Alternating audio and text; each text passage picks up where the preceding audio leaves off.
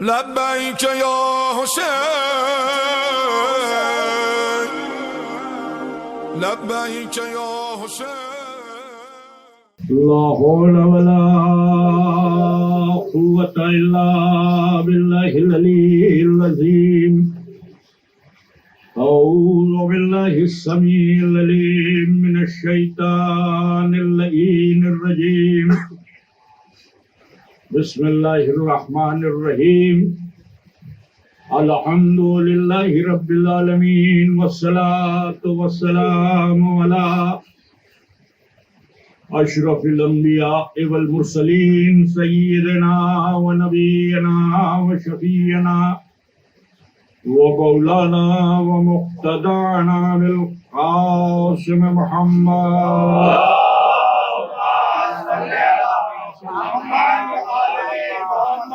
آلہ الطیبین الطاہرین المعصومین الغر الميامين ولعنت اللہ علی اعدائهم ومنکری فضائلهم ومصائبهم وغاصبی حقوقهم اجمعین من لیلنا هذه الى قیام یوم الدین بسم اللہ الرحمن الرحیم رب اشرح لی صدری ویسر لی امری واحلل عقدۃ من لسانی یفقهوا قولی اما بعد فقط قال رسول اللہ صلی اللہ علیہ وآلہ وسلم انی تارک فیکم الثقلین کتاب اللہ و عترتی اہل بیتی صلوات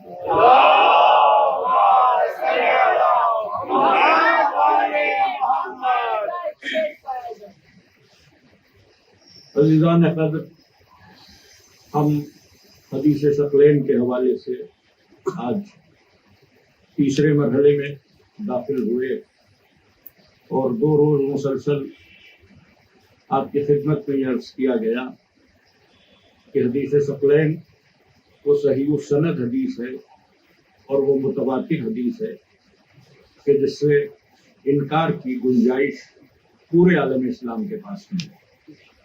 میں نے سندوں کے حوالے سے بھی گفتگو کی، کن کن محدثین نے اپنی کتابوں میں اس کو درج کیا، وہ بھی آپ کی خدمت میں عرض کیا گیا، اور یہ بھی بیان کیا گیا کہ اس حدیث شریف کا جو مقصد ہے، جو پیغمبر نے کہا ہے، تو وہ صرف اس لیے کہ امت کو ایک مرکزیت دی جائے۔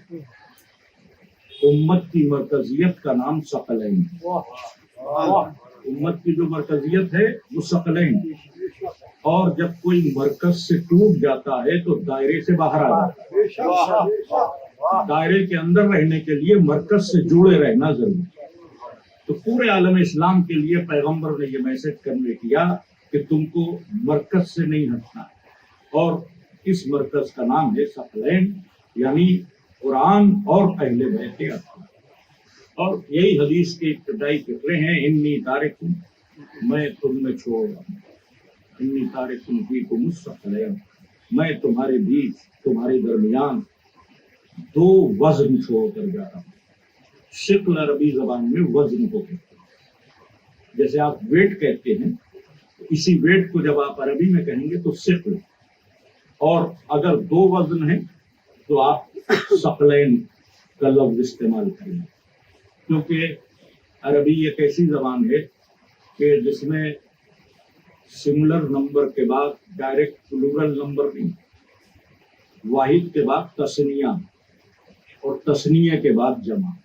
جیسے آپ کے ملک کی ایک زبان ہے سنسکرت، اس کا بھی یہی قاعدہ ہے، کوئی چیز ایک ہے تو اسے ان کا ایک وچن ہے، 2 ہے تو اسے کا دیو وچن، اور جب 3 ہے اور اس سے زیادہ ہے تو کہا بہو وچن۔ تو جمع کا صیغہ عربی اور سنسکرت میں کم سے کم 3 اور اس سے زیادہ پر ہوگا۔ اگر چیزیں 2 ہیں تو تثنیہ کے قاعدے میں آئیں گی، اگر 1 ہے تو واحد کے قاعدے میں آئے گی۔ تو پیغمبر جو چیزیں چھوڑ رہے ہیں وہ 2، جن کو اس دنیا میں چھوڑ کر جا رہے ہیں وہ 2۔ تو ان 2 چیزوں کے لیے پیغمبر نے لفظ استعمال کیا کہ تم میں 2 وزن چھوڑ کر جا رہے۔ تو اگر 1 وزن ہوتا تو پیغمبر ثقل کہتے، پیغمبر نے کہا انی تارکم فیکم الثقلین، تم میں 2 وزن چھوڑ کر جا رہا ہوں. حالانکہ بعض جو طرق بیان ہوئے ہیں اس حدیث کے، امام نسائی نے، امام ترمذی نے اور دیگر بہت سے محدثین نے جو بیان کیا ہے، امام ذہبی نے یا شبلی نعمانی وغیرہ نے جو یہ حدیث لکھی ہے، تو اس میں انہوں نے ایک ٹکڑے کو بعد میں بڑھایا پوری حدیث کے بعد کہ ایک ثقل اکبر ہے اور ایک ثقل اصغر، ایک بڑا وزن ہے اور ایک چھوٹا وزن ہے. تو یہ جو ہے اگر یہ بڑے اور چھوٹے کی بات آ جائے تو پھر ثقلین کا فائدہ اپلائی نہیں ہوگا، 2 الگ الگ چیزیں ہو جائیں گی. بھائی وہ بڑا وزن ہے، وہ چھوٹا وزن ہے، یہ 2 الگ چیزیں ہو گئی، سملرٹی نہیں رہی. ثقلین کا مطلب ہی یہ ہے کہ 2 وزن ایکول ہیں. ثقلین کا مطلب ہی ہے کہ 2 وزن ایکول ہیں. تو یہ تلاش کرنے کی کوشش نہ کی جائے کہ وہ قرآن معاذ اللہ بڑا وزن ہے، اہل بیت معاذ اللہ چھوٹا وزن ہے. اس لیے کہ وہ جو وزن ہے ہماری اوقات نہیں کہ ان اوزان کا ہم ادراک کر سکیں. ہم تو اس کا ادراک ہی نہیں کر سکتے، نہ ہم وزن قرآن کے متحمل ہو سکتے ہیں اور نہ وزن اہل بیت کا ہم کو ادراک اور احساس ہو سکتا ہے. اس لیے کہ وزن دونوں میں آپ غور کیجئے کہ اگر بات اس کی آ جائے گی کہ کون سا وزن بڑا ہو سکتا ہے کون سا چھوٹا، تو معاف کیجئے گا چھوٹا منہ بڑی بات ہے، پھر آپ قرآن کو وزن اکبر نہیں ثابت کر پائیں گے.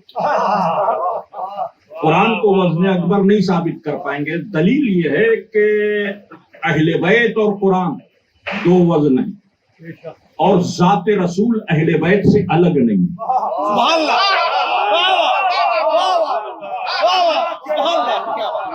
ذات رسول اہل بیت سے الگ نہیں.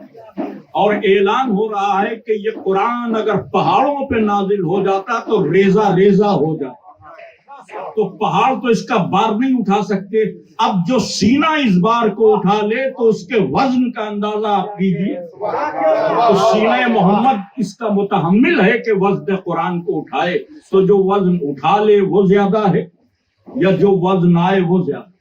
اور میں کہ اس لیے یہ بحث یہی نہ کیا کیجیے کہ قرآن بڑا وزن ہے اور اہل بیت قلیل وزن ہے، اصغر ہیں. نہیں، یہ نہیں، یہ دونوں ایکول ہیں، کیونکہ لفظ ثقلین اسی کی طرف اشارہ کر رہا ہے کہ ہم 2 برابر کے وزن چھوڑ کر جا رہے ہیں. 2 برابر کے وزن اس لیے چھوڑ کر جا رہے ہیں اگر ان سے جڑے رہے تو کبھی گمراہ نہیں ہوگے.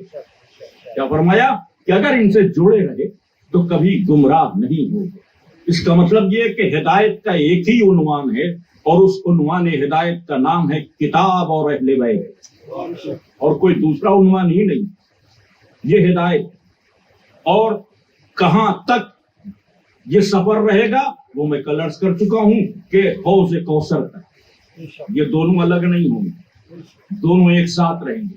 حوض کوثر پر پیغمبر سے جا کر ملاقاتی ہو جائیں گے. تو جب ملحق ہوں گے پیغمبر سے تو جو وابستہ ہوگا ان کے سبقے میں وہ بھی پیغمبر کی زیارت کر لے گا. جو بھی وابستہ ہو جائے، جس کا مقدر کھل جائے اور جس کا نصیب یاوری کرے، جو ان دونوں کا متبع ہو جائے اور ان کی اطاعت کرنے لگے تو وہ سیدھے حوض کوثر تک چلا جائے گا. حوض کوثر پر جانے کا مطلب کیا ہے کہ وہ ناجی ہو گیا. اس دنیا میں قرآن اور اہل بیت ہدایت کا ذریعہ، آخرت میں نجات کا ذریعہ. اور یہی 2 لفظیں زندگی کی 2 بنیادی ضرورتیں ہیں. زندگی کی 2 بنیادی ضرورتیں، اس لیے کہ ہم اس انسان کو کامیاب سمجھتے ہیں کہ جو کچھ حاصل کر لے، جو کچھ پا لے وہ کامیاب، جو کچھ کھو دے اسے ہم ناکام سمجھتے ہیں. یہی تو فلسفہ ہے کہ ہم کو مال مل جائے تو ہم کامیاب، ہم کو کرسی مل جائے تو ہم کامیاب، ہم کو اقتدار مل جائے تو ہم کامیاب، ہم کو دولت مل جائے تو ہم کامیاب، ہم کو ملک مل جائے تو ہم کامیاب. یہ ہمارا معیار. مگر اللہ کے نزدیک کامیابی کا معیار یہ ہے ہی نہیں. وہاں کامیابی کا معیار یہ ہے ہی نہیں. اس کی نظروں میں وہ بندہ کامیاب جو ہدایت حاصل کر لے. وہ بندہ کامیاب ہے جو ہدایت حاصل کرے. پوری کتاب کیا ہے؟ صاحبان تقوی کے لیے ہدایت. پوری کتاب صاحبان تقوی کے لیے ہدایت ہے. تو کامیاب وہ ہے کہ جس کو ہدایت مل جائے. اب دنیا میں مال ملے یا نہ ملے، دولت ملے یا نہ ملے، حکومت ملے یا نہ ملے، اقتدار ملے یا نہ ملے، منصب ملے یا نہ ملے، شہرت ملے یا نہ ملے، دعا یہ ہونا چاہیے کہ ہدایت مل جائے. بنیادی دعا کیا ہونا چاہیے؟ کہ ہم کو ہدایت مل جائے. اب اگر ہدایت مل گئی تو ہم کسی محل میں ہوں تو بھی کامیاب ہیں، اور کسی ٹوٹے ہوئے گھر میں ہوں تو بھی کامیاب. اگر ہدایت مل گئی تو ہم جہاں بھی ہیں کامیاب ہیں. اس لیے کہ اصل کامیابی یہ ہے کہ بندہ معبود کی نظر میں سرخرو ہو جائے. اصل کامیابی یہی تو ہے کہ بندہ معبود کی نظر میں سرخرو ہو جائے. اور سرخرو ہوتا ہے معبود کی نظر میں، خالق کی نظر میں، اس وقت کہ جب ہدایت یافتہ ہو، جب صراط مستقیم پر گامزن ہو جائے، جب وسوسے اسے بہکا نہ سکے، اور جب اوہام اس کو راستوں سے بھٹکا نہ سکے، اور جب وہ زندگی کے راستوں کو ویسے بسر کرے کہ جیسا اس کا رب چاہتا. یہی تو مفہوم ہدایت ہے کہ صراط مستقیم مل جائے. یہی تو مفہوم ہدایت ہے کہ زندگی رضائے پروردگار کے سانچے میں ڈھل جائے. ہدایت کیا ہے؟ کہ زندگی رضائے پروردگار کے سانچے میں ڈھل جائے. اب یہ ہدایت ملے گی کیسے؟ جب گمراہی سے بچ جاؤ گے تو ہدایت کے راستے پر آ جاؤ. بہت آسان نسخہ دیا پیغمبر نے کہ گمراہی سے بچ جاؤ تو ہدایت کے راستے پر آ جاؤ. کون بچائے گا گمراہی سے؟ قرآن اور اہل بیت. اور کوئی گمراہی سے نہیں بچائے گا. تو قرآن کے در پر سجدہ ریز ہو جانا، اہل بیت کے در پر سجدہ ریز ہو جانا. اور یاد رکھنا کہ جب قرآن تک جاؤ گے تو قرآن گمراہ بھی کر دے گا. قرآن گمراہ بھی کر دے گا. تو قرآن تک ایسے جانے کی کوشش نہ کرنا بغیر وسیلے کے نہ جانا. قرآن تک جانے کا وسیلہ اہل بیت. قرآن تک جانے کا وسیلہ اہل بیت. قرآن کو بعض لوگوں نے کافی تصور کیا. یقیناً قرآن ہدایت کے لیے کافی ہے، لیکن جس نے یہ جملہ کہا اس کے لیے علماء نے تحریر کیا کہ کلمہ حق ہے، مراد باطل. علامہ سبطین سرسوی تحریر کرتے ہیں، خلافت کے موضوع پر بڑی ضخیم کتاب لکھی. انہوں نے کہا کہ حسبنا کتاب اللہ کا جملہ تو حق ہے مگر مراد باطل. مراد اس لیے باطل ہے کہ اہل بیت کو چھوڑ کر قرآن کافی نہیں ہو سکتا. قرآن علم ہے مگر آپ کی اوقات نہیں کہ اس علم تک رسائی حاصل کریں. آپ کی اوقات نہیں کہ اس علم تک رسائی حاصل کریں. بزرگ خطیبوں میں لوگوں نے نام سنا ہوگا علامہ ابن حسن النہروی کا. بڑی عظیم شخصیت تھے اور بہترین خطابت کی ان کی، اور خطابت کے بادشاہ تھے، اور شاید کبھی بمبئی میں بھی آئے تھے. سنا ہے میں نے، کہ دیکھا میں نے بھی نہیں تھا انہیں، حالانکہ انتقال ان کا میری یادداشت میں ہوا ہے، لیکن وہ صاحب فراش ہو گئے تھے تو ان کی کوئی مجلس یوں میں نے نہیں سنی. بزرگوں سے ہمیشہ ذکر سنا، ان کی تعریف سنی کہ جب وہ گفتگو کرتے تھے تو گویا پھول جڑتے تھے، قافیہ پیمائی فرماتے تھے، تو بڑی خوبیوں کے مالک تھے. تو وہ اس منزل پر ایک بات انہوں نے بیان کی کہ یقیناً قرآن علم ہے اور علم کی ضرورت آپ کو، آپ علم کے پیاسے ہیں، مگر اس بات کو یوں سمجھیں کہ آپ بہت پیاسے ہوں، صحرا میں جائیں اور ایک کنواں مل جائے. اب پتہ نہیں آج کے بچے کنواں سمجھتے ہیں کہ نہیں.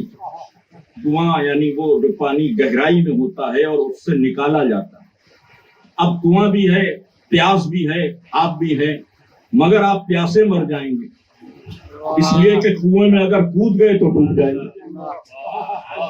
کنویں میں اگر کود گئے تو ڈوب جائیں گے، نکلنے کا کوئی ذریعہ نہیں. اب اس کنویں سے پانی پینے کے لیے ایک رسی کی ضرورت ہے کہ جو کسی برتن میں باندھی جائے اور اس رسی کے ذریعے آپ پانی کو نکال لیں تو آپ کی پیاس بجھ جائے گی. تو قرآن ایسے ہی علم کا ایک ذخیرہ ہے کہ اگر آپ خود گئے تو پھر ڈوب جائیں گے، نکل نہ پائیں گے. اللہ نے عروۃ الوثقی کا انتظام کیا، حبل الورید کا انتظام کیا. یہ جو عروۃ الوثقی ہیں، یہ جو حبل الورید ہیں، یہی اہل بیت ہیں. کہ جو قرآن کے علم سے تمہاری پیاس بجھائیں گے ان کے در پر آ جانا. ایک صلوات بھیجے محمد والے کا.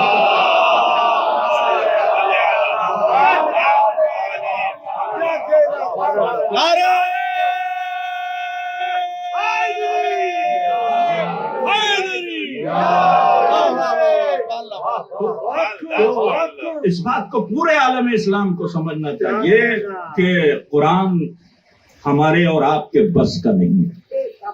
قرآن ہمارے اور آپ کے بس کا نہیں ہے. قرآن جو ہے اس کے لیے معلم رکھے گئے. قرآن کو کیا کہا گیا؟ انا نحن نزلنا الذکر، ہم نے ذکر کو نازل، انا لہو لحافظون، ہم ہی اس کے محافظ. یہ قرآن کے لیے کہا گیا. تو یہ ذکر ہے. اس ذکر کی خیرات اہل ذکر سے ملے گی. ذکر کی خیرات اہل ذکر سے ملے گی. کہیں قرآن میں نہیں آیا کہ ذکر سے پوچھ لینا. کیا آیا؟ فَاسْأَلُوا أَهْلَ الذِّكْرِ إِن كُنتُمْ لَا تَعْلَمُونَ. سوال کرنا، ہر وہ سوال جو تمہیں نہیں آتا اہل ذکر سے. تو قرآن ذکر ہے. کچھ لوگ ایسے ہیں کہ جو اہل ذکر ہیں، جن کا تعارف قرآن میں راسخون فی العلم کہہ کر کرایا گیا کہ وہ علم کے دریا میں ڈوبے ہوئے. تو وہ ذکر ہے اور اس کا تعارف، اس کے جو وسائل ہیں وہ قرآن ان کو اہل ذکر کہتا ہے. اور پہچاننا کوئی مشکل نہیں، کوئی مشکل نہیں، اس لیے کہ قرآن علامت بتا دیتا ہے. قرآن نے اہل ذکر کی شناخت کے لیے ایک لفظ رکھ دیا، فَاسْأَلُوا. کیا لفظ رکھا؟ فَاسْأَلُوا، سوال کرنا. قرآن نے ایک لفظ دے دیا، سوال کرنا اہل ذکر سے. جب سوال کرو گے تو وہ جواب دیں گے. اب تاریخ کے 1400 برس کے سفر میں سوال کرتے چلے جائیے، سوال کرتے چلے جائیے. جہاں لوگ بغلے جھانکنے لگے سمجھ لیے کچھ اور ہے، اور جہاں یہ منظر آئے کہ بڑا سوال تو بھول گئے، وہ بھی تو جواب لیتے جاؤ.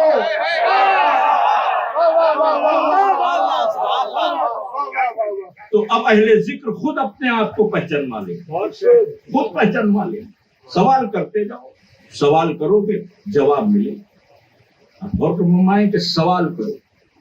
مسجد النبوی ہے اور پیغمبر اکرم ہے، اور پیغمبر نے مسجد میں اہل ذکر کو پہچانوانے کے لیے کہا کہ سلونی، مجھ سے پوچھو، جو تم کو نئی خبر ہے میں وہ خبر دوں گا. یہ دیکھیں پیغمبر نے کہا. تو جب پیغمبر نے سلونی کا دعویٰ کیا تو جو لوگ بیٹھے ہوئے تھے اس میں سے ایک منافق، اس نے پیغمبر سے مزاح کیا اور کچھ اس صورت میں مزاح کیا کہ پیغمبر کو جلا لا. اس نے کیا مزاح کیا کہ آپ سب کچھ جانتے ہیں تو یہ بتائیے کہ میرا باپ کون ہے. سوال کیا. اب پیغمبر کہہ رہے ہیں پوچھو، دین کی باتیں پوچھو، دنیا کی باتیں پوچھو، آخرت کی باتیں پوچھو، میں تم کو خبر دوں گا. وہ ولیت پوچھنے لگا. تو اب تاریخ کہتی کہ رسول کو جلال آ، اور جب جلال آ گیا رسول کو تو رسول نے کہا کہ فلاں کے نام سے مشہور ہے مگر بیٹا فلاں کا. فلاں کے نام سے مشہور ہے، بیٹا فلاں کا. رسول کے چہرے کا رنگ بدل گیا. اب دوسرا کھڑا ہوا، حضور میرے بارے میں. تو رسول نے پھر کہا کہ فلاں کے نام سے مشہور ہے، بیٹا فلاں. اور پھر فرمایا جتنے بیٹھے ہو سب کی ولدیت بھی بتا دوں گا اور ماؤں سے گواہی بھی دلوا دوں گا. ولدیت بھی بتا دوں گا، ماؤں سے گواہی بھی دلا دوں گا. تو اب تاریخ میں ہے کہ ایک صاحب پیر سے لپٹ گئے. ہاں، ایک صاحب پیر سے لپٹ گئے. اللہ کے رسول کو جلال آ گیا. اللہ کے رسول ہمیں معاف کر دیں. پوری طرح پیر سے لپٹے رہے. پتہ نہیں کیوں وہ نہیں چاہتے تھے کہ ان کی ولدیت زیر رہے.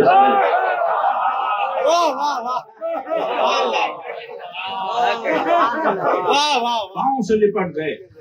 جی آپ کے دوسرے خلیفہ انہوں نے رسول کے جلال کو ٹھنڈا کیا. ان کے فضائل میں یہ واقعہ لکھا ہے کہ رسول کے جلال کو ٹھنڈا کرتے تھے, پاؤں سے لپٹ گئے. اب نہ بتائیے گا آپ غیظ و غضب کے عالم میں. تو عزیزان گرامی یہ واقعہ تاریخ میں. پیغمبر نے کہا مجھ سے پوچھو. اس کے بعد جب پیغمبر نہیں رہے تو 3 دور گزر گئے. کبھی یہ نہیں ہوا کہ مجھ سے پوچھو, کبھی یہ نہیں. آپ دیکھیے کہ شبلی نعمانی لکھتے ہیں کہ جب کوئی مسئلہ آتا تھا تو پہلے خلیفہ نکل کر صحابہ کو جمع کر, بھئی تمہیں خبر ہے کہ رسول نے اس کے بارے میں کیا فیصلہ دیا؟ تو اگر خبر ہوتی تھی تو صحابہ بتا دیتے, نہیں خبر ہوتی تھی تو مشورہ ہوتا تھا کہ اس مسئلے میں کیا فیصلہ کیا جائے, اور جب مشورے سے سب ایک اس پہ جمع ہو جاتے تھے تو وہ فیصلہ کر دیا جاتا. یہ دوسرے خلیفہ کا مشورہ. پہلے خلیفہ, دوسرے خلیفہ کے دور میں بھی جب کوئی مسئلہ آیا تو انہوں نے بھی مسجد میں آ کر آواز لگائی, کوئی ہے جو یہ جانتا؟ اور جب کوئی نہیں جانتا تھا, وہ مسئلہ سخت ہوتا تھا تو کہتے تھے اچھا علی کو بلا لیں. اور کچھ ایسے سخت مسئلے آئے کہ جب علی نے فیصلہ کیا تو انہوں نے ہاتھ اٹھا کر دعا کی کہ پروردگار اس دن کے لیے زندہ نہ رکھنا مجھے کہ جب علی نہ ہو. یہ تاریخی فیکٹ ہے اور مشہور جملہ ہے کہ لولا علی لہلک عمر. یہ محدثین نے اپنی کتابوں میں لکھا کہ حضرت عمر نے فرمایا کہ اگر علی نہ ہوتے تو میں ہلاک ہو جاتا, اگر علی نہ ہوتے تو میں ہلاک ہو جاتا. تو آپ غور کیجئے کہ جانشینی ہے مگر مسئلے کے لیے چندہ کشی.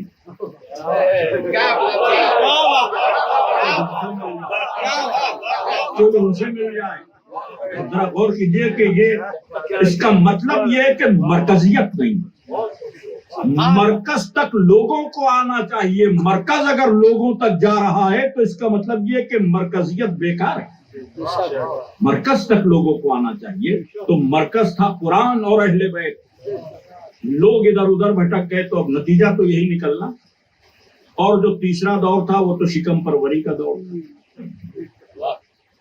اب پیغمبر نے مسجد النبوی میں کہا تھا سلونی.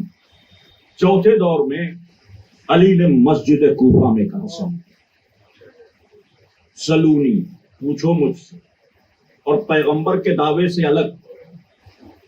پیغمبر نے کہا کہ مجھ سے پوچھ لو میں تمہیں خبر دوں. علی نے کیا کہا سلونی سلونی قبل ان تأخذونی, پوچھو پوچھو مجھ سے قبل اس کے کہ مجھے کھو دو. اور اس کے بعد بڑا دعویٰ کیا کہ میں زمین کے راستوں سے جیسے واقف ہوں ویسے ہی آسمان کے راستوں سے واقف. علی اور پیغمبر کے دعووں میں فرق یہ ہے کہ پیغمبر نے صرف ایک فقرہ کہا تھا کہ مجھ سے خبر پوچھ لو میں دے دوں. علی نے اس کی پوری تشریح فرما دی کہ صرف زمین کی نہیں آسمان کی خبریں بھی ہم اہل بیت دیتے ہیں, ہم اہل ذکر دیتے ہیں. اور اس دعوے کو بھی تاریخ میں لکھا گیا. اس کے علاوہ 5 لوگ تھے جنہوں نے یہ دعویٰ کیا علی کے بعد. سبت ابن جوزی اور لوگ ابن تیمیہ کے ایک استاد تھے, انہوں نے بھی یہ دعویٰ کیا. لیکن مورخین کو لکھنا پڑا کہ علی کے علاوہ جس نے سلونی کا دعویٰ کیا وہ ذلیل ہوا. جس نے بھی سلونی کا دعویٰ کیا وہ ذلیل ہوا. اور آج بھی اگر کوئی دعویٰ کرے تو ذلیل ہوگا. اس لیے کہ سوائے اہل بیت کے محیط علم کسی کی ذات نہیں. کچھ آپ جانتے ہوں گے, سب کچھ آپ نہیں جانتے. کچھ آپ جانتے ہیں, کچھ میں جانتا ہوں مگر سب کچھ میں بھی نہیں جانتا. تو ہر انسان اپنی فیلڈ میں بھی کامل و اکمل نہیں ہے. یہ صرف اہل بیت اطہار ہیں کہ جو ہر فیلڈ میں کامل و اکمل ہیں. تو قرآن نے کہا تھا فسلو, پوچھو اہل ذکر سے. تو علی نے فرمایا سلونی, مجھ سے پوچھو. بس ایک جملہ عرض کرنے کا جی چاہتا ہے کہ قرآن کا فسلو زندہ نہ رہتا اگر علی کا سلونی نہ ہوتا.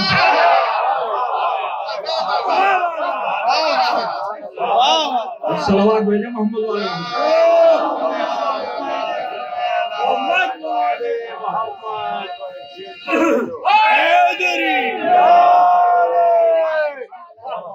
یہ جو قرآن کے فصلوں کو زندگی دی ہے یہ مولا کے سلونی نے. مجھ سے پوچھو میں بتاؤں، میں زمین کے راہوں سے بھی واقف، میں آسمان کے راستوں سے بھی واقف۔ اس وقت تو آسمان کے راستوں کا کوئی تصور بھی نہیں، اس وقت آسمان کے راستوں سے صرف اتنا سمجھا جاتا تھا کہ علی کا مقصد آسمان کے راستوں سے یہ ہے کہ جنت کا راستہ کیسے جاؤ گے۔ آج کنسپٹ کچھ اور وسیع ہو گیا، اب آسمان کے راستوں میں فضائی راستے ہیں، گیلیکسیز کے راستے ہیں، کہکشانوں کے راستے ہیں۔ تو علی کا قول جتنا بامانی اس دور میں تھا اتنا ہی بامانی آج بھی، اور جتنا علم ترقی کرتا چلا جائے گا علی کے قول کی معنویت میں اضافہ ہوتا چلا جائے گا۔ غور ہے کہ اہل بیت اور قرآن میں رشتہ اسی لیے ہے کہ قرآن ہے کہ جس کے اقوال علم کی ترقی کے ساتھ ساتھ اپنی معنویت کو بڑھاتے جاتے ہیں، اور چونکہ یہ بھی ہم پلہ قرآن ہیں لہذا ان کے اقوال بھی اپنے دور کے اعتبار سے جتنا ترقی ہوتی ہے اتنے ان کے اقوال کی معنویت بڑھتی جاتی ہے۔ تو زنگامی ان کے ذریعے علم ملے گا، ان کے ذریعے ہدایت ملے گا۔ اس کے بعد یہاں تک آ گئی کہ ہدایت ہماری ضرورت ہے۔ دنیا میں وہ انسان کامیاب ہے کہ جو ہدایت یافتہ، یہ تو ہوئی دنیا کی کامیابی۔ لیکن یہ جو زندگی ہے یہ صرف دنیا کی حدوں تک نہیں، ایک اسلامی زندگی میں ایک تصور آخرت کی زندگی کا، اور بچے اس بات کو خاص طور پر محسوس کریں کہ دنیا سے بڑا رول آخرت کا ہے۔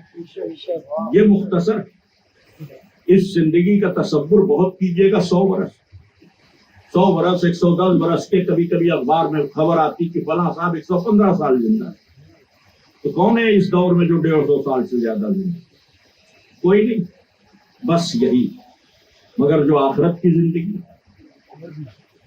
اور مائیں کہ ہمیشہ کی زندگی، یہاں کا جو 1 برس وہ اور ہے، اور وہاں کا جو 1 برس وہ اور۔ جو یہاں کے قائم کا سلسلہ ہے وہ الگ ہے، جو وہاں کا ہے تو یہ بہت قلیل چھوٹی سی زندگی۔ یہ جو چھوٹی سی زندگی اس کے لیے بڑی کوشش، اسی لیے قرآن نے آخرت پر زور دیا۔ قرآن نے دنیا کو چھوڑا نہیں ہے مگر آخرت پر زور دیا۔ قرآن کی جو 2/3 تفصیل ہے وہ آخرت کے متعلق، اور اسی لیے مسلمان کے لیے واجب ہے عقیدہ آخرت۔ عقیدہ آخرت واجب عقیدہ، ضروری عقیدہ۔ اگر یہ عقیدہ نہیں ہے تو وہ مسلمان نہیں۔ جیسے توحید کا عقیدہ ہے ویسے ہی آخرت کا عقیدہ، اور یہ جو آخرت کا عقیدہ ہے یہ یقین سے تعلق رکھتا ہے، اس لیے کہ آخرت کسی نے دیکھی نہیں، نہ آپ نے دیکھی نہ ہم نے دیکھی۔ جو جاتا ہے وہ پلٹ کر نہیں آتا ہے کہ کچھ بتائے کہ کیا ہوا، مگر یقین رکھنا۔ جتنی چیزیں آخرت سے متعلق ہیں سب یقین کے معاملے کی ہیں، مثلا قبر ہے، محشر ہے، فرشتے ہیں، جنت ہے، جہنم ہے، حور ہے، غلمان ہے، جنت کی نعمتیں ہیں، جہنم کے عذاب ہیں، کسی نے نہیں دیکھا۔ اور اسی کو کہا جاتا ہے ایمان بالغیب۔ ظاہر کو مان لینا کیا مسئلہ ہے، جو آپ دیکھ رہے ہیں اس کو تو 1 منٹ میں مان لیں گے۔ عقیدے کا امتحان یہی ہے کہ جو نہیں دیکھا ہے اس کو مانیں، یہی امتحان ہے عقیدے کا۔ اسی لیے متقین کی پہچان پہلے ہی پارے میں یہی بتائی گئی کہ یہ کتاب ہدایت ہے صاحبان تقویٰ کے۔ کون ہے صاحب اپنے تقویٰ؟ یؤمنون بالغیب، جو غیب پر ایمان رکھتے۔ تو بنیاد کیا ہے تقوی کی؟ غیب پر ایمان، ایمان بالغیب، آخرت کا یقین ہو، جنت کا یقین ہو، دوزخ کا یقین ہو۔ یہ سارے یقین دل میں ایسے ہی ہوں کہ جیسے ظاہر کا یقین ہوتا ہے اس سے زیادہ غیب کا یقین، جتنا ظاہر کا یقین ہے اس سے زیادہ غیب کا یقین ہو، یہی مومن کی شان۔ کل ہم زندہ رہیں گے کہ نہیں زندہ رہیں گے یہ خبر نہیں، تو کل کا تو یقین نہیں ہے کہ زندہ رہیں گے کہ نہیں زندہ رہیں گے، لیکن اس بات کا یقین ہے کہ اگر نہیں بھی زندہ رہیں گے تو آخرت کی منزلوں میں جائیں گے۔ آخرت کا یقین سب سے زیادہ ضروری ہے، اور وہ ہے غیب۔ ایمان کی بنیاد ایمان بالغیب کو قرار دیا، اور شاید اسی لیے ایک امام کو پردے غیب میں رکھا گیا کہ غیب پر یقین میں اضافہ ہوتا رہے، غیب پر یقین میں اضافہ ہوتا رہے۔ برائے خوشبو دیے امام زمانہ بآواز بلند صلوات۔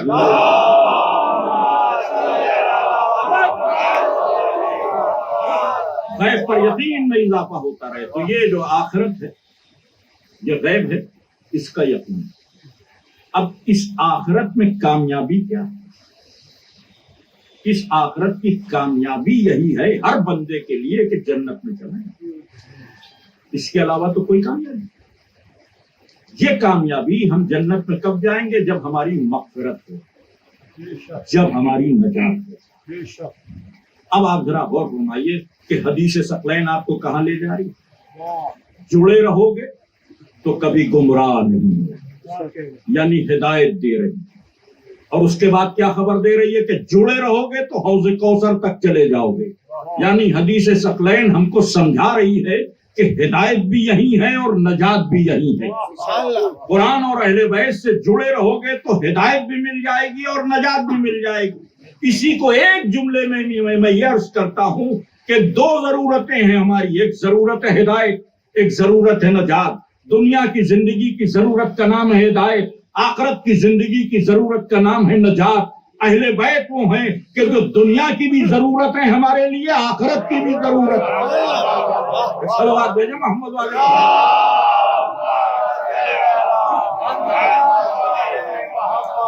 ہدایت بھی ان کے ذریعے، نجات بھی ان کے ذریعے۔ یہی پیغام حدیث ثقلین نے دیا کہ دو وزنی چیزیں چھوڑ کر جا رہا ہوں، ایک قرآن، دوسرے اہل بیت۔ ان سے جڑے رہو گے تو کبھی گمراہ نہیں ہوگے، یعنی ہدایت مل جائے گی۔ حوض کوثر پر آ جاؤ گے یعنی نجات مل جائے گی۔ عالم اسلام سے یہی کہنا ہے کہ جب حدیث ثقلین اتنی معتبر ہے کہ جو آپ کی ہدایت کی بھی ضامن بن رہی ہے، آپ کی نجات کی بھی ضامن بن رہی ہے، تو اس حدیث کو عمل میں کیوں نہیں لایا جاتا؟ سارے مسلمانوں سے صرف اتنی سی ریکویسٹ ہے کہ اس صحیح حدیث کو، اس سچی حدیث کو اپنی دینی زندگی میں داخل کر لیں، تو یہ جو در در بھٹک رہے ہیں یہ بھٹکنا بند ہو جائے گا۔ یہ جو مسلمانوں کی حالت بھکاریوں جیسی ہو گئی ہے، پھر بھکاری نہیں رہو گے، پھر غنی ہو جاؤ گے۔ ویسے غنی نہیں کہ مال جمع کر کے غنی ہو گئے، وہ غنی نہیں، وہ غنی کہ جو اللہ کی ذات سے وابستگی کی بنا پہ غنی ہوتا ہے۔ اللہ نے یہ جو تم کو استقامت عطا ہوگی وہ قرآن اور اہل بیت سے وابستہ ہے۔ اور پھر میں یہ بار بار عرض کرتا ہوں کہ جیسا حدیث کو بار بار دہرایا گیا اور تکرار کی گئی اور پیغمبر نے سمجھایا، ویسا ہی لوگوں نے اس حدیث سے اپنے رخ کو پھیرا۔ مقابلے میں جھوٹی حدیثیں لائی گئی کہ فلاں سے ہدایت مل جائے، لیکن ایک عجیب بات ہے، ہدایت کے لیے تو بہت آئے، پورا ایک تسلسل ہے تاریخ میں کہ سب ہادی بن گئے، سب رہبر بن گئے، وہ بھی ہادی ہیں، وہ بھی ہادی ہیں، ان سے جڑ جاؤ تو ہدایت مل جائے گی، ان سے جڑ جاؤ تو ہدایت مل جائے گی۔ یہ حدیثیں تو گڑی گئی کہ کسی صحابی کی پیروی کر لو ہدایت۔ ایک حدیث مجھے ایسی نہ ملی کہ جب کسی صحابی نے کہا ہو کہ ہم سے جڑ جاؤ تو نجات ہے۔ ہدایت کے ذمہ دار بنے ہیں، نجات کا کوئی ذمہ دار نہیں بنا۔ آپ ایک حدیث دکھا دیں کہ فلاں صحابی نے کہا کہ ہم تمہاری نجات کے ٹھیکیدار ہیں، یا فلاں بزرگ نے کہا کہ ہم تمہیں نجات دلائیں گے، یا فلاں صاحب نے یہ دعویٰ کیا ہو کہ ہم تم کو نجات ناجی گروہ میں داخل کر دیں گے۔ نہیں، ایک بھی نہیں۔ کیوں نہیں؟ اس لیے نہیں کہ ہدایت کے لیے کچھ کرنا نہیں، تخت پہ بیٹھنا، یہ کرو، یہی ہدایت ہے، اس کے لیے کچھ کرنا نہیں۔ مگر نجات کا معاملہ یہ کہ اپنی ہی کنفرم نہیں، اپنی ہی کنفرم۔ بات میں کسی تعصب میں نہیں کہہ رہا ہوں، پورے عالم اسلام سے پوچھئے کہ جب صحابی کا نام لے گا تو کیا کہیں؟ رضی اللہ تعالیٰ عنہ، رضی اللہ تعالیٰ عنہ۔ ہر صحابی کا نام عزت سے لیا جاتا ہے کہ اللہ ان سے راضی ہو، یا اللہ ان سے راضی ہو جائے۔ لبیک یا حسین، لبیک یا حسین۔